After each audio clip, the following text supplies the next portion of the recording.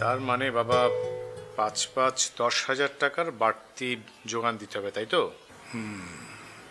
মেয়েটা খুব ভালো, কিন্তু ছেলেটাকে নিয়ে একটু ঝামেলা হতে পারে।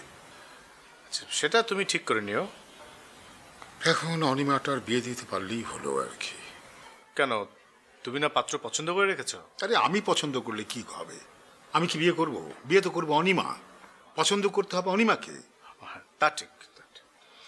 আমি মামুনকে খোঁজ নিতে বলেছিলাম, ওই যে অনিমা অদিতি, ওরা আবার ওই মামুনটাকে কেন যেন পছন্দ করে।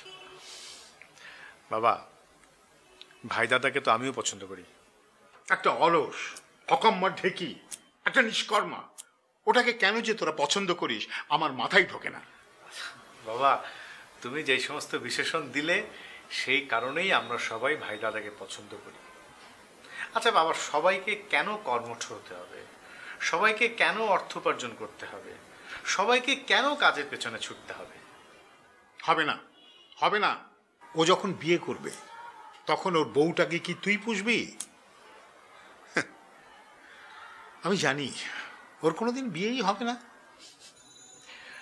আমি ভাই দাদার বিয়ে দেব। আচ্ছা বাবা, উঠি, রেস্টুরেন্ট থেকে সরাসরি তোমার কাছে এসছি। ও ভালো কথা, বৌমা তার বাবার বাড়ি গেছে, আজ আর ফিরবে না। হঠাৎ? বজলুর নাকি চাকরি চলে গেছে।